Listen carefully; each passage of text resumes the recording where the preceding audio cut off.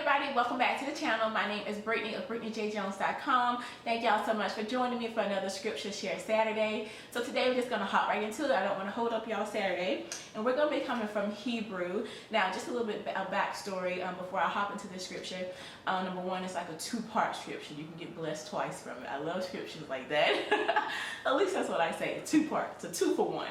But anyway, the backstory is this scripture right here helped me so much. When I was depressed, I was able to come out. I feel like when I think about that time and the one scripture that really helped me, this is the scripture that I go to. It really did help lift me up and bring me out of being depressed. And you may be thinking, okay, what happened, Brittany? So like I've said before, my husband is in the military, so I'm a military spouse. So I was a downright Georgia girl from Columbus, Georgia. It's not like I traveled around Georgia, no, I was in Columbus, Georgia, and that's where I was, unless I was in Alabama for church, or every now and then we took a vacation down to Florida. But that was all I've seen. So I began to pray, Lord, I want to see more of what you created. You created this huge world, and this is all that I have seen. I want to see more. So we were stationed down in Georgia, and God gave us orders all the way to 29 Palms, California. So as you can imagine, I saw a lot when we made our cross-country trip. That reminds me, when you're praying, be specific with your prayers, because I was like, okay, Lord, I see a lot of what you created, but this is not really what I meant. So definitely be specific with your prayers. But anyway, once we arrived to 29 Palms, California, and I saw where we were going to be living at for the next 3 years, it actually turned into 4. But for the next 3 years, it was like a cloud of depression just engulfed me.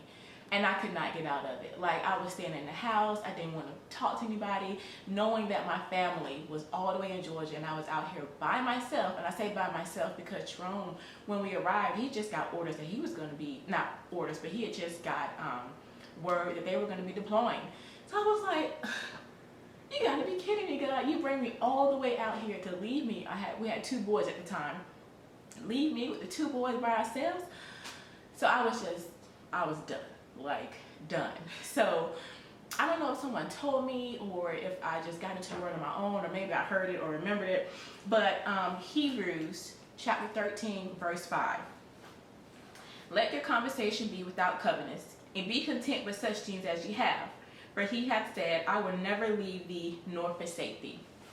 Now the latter part of that scripture was what really helped me to come out of being depressed. It was so vital to me, to the point where I printed it out and I put it in a picture frame on my nightstand. So I saw it every morning when I woke up, and I saw it every night before I went to bed, that God said that he will never leave me nor forsake me. I held on to those words.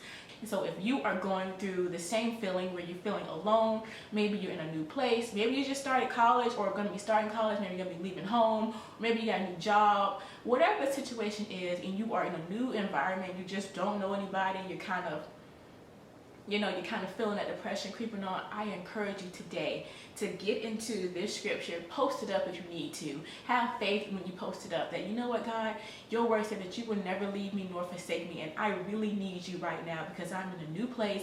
I'm feeling really alone. I'm feeling like no one cares, no one's here. I really need to feel your presence, Lord. Put your trust in him today, because he will not leave you nor forsake you. Now, the other part of the scripture, where it says, let your conversation be without covetousness, and be content with such things as ye have. I don't know about you, but it feels like something new comes out every other month. Like some new technology, some new gadget, something new and shiny that you're just like, oh, I want that. I need that. Or some fun, cute shoes, or just something, anything.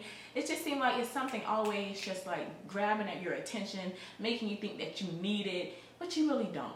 Be content with what God has blessed you with, because when you're content, then you're not out impulse buying. You're not just drooling over something new, because you're good. You're good. I'm good. God has not given me second best. God has given me the best. I'm good with what God has given me. Be content with that. And if you do desire something more, then ask of the Father, and ask with the right motives, because over in James chapter 4, verse 3, it says, you ask and receive not, because you ask amiss, that you may consume it upon your lust.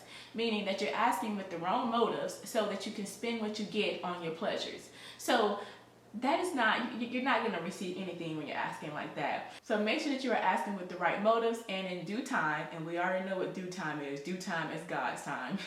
God will bless you with it. And when God blesses, it's the perfect timing. Like, He doesn't work on our clock, He works on His clock, and it is always the perfect time. So that is all I have for y'all today. I hope that you have an amazing weekend, and I will see you all in the next scripture share. Blessings, everyone. Bye.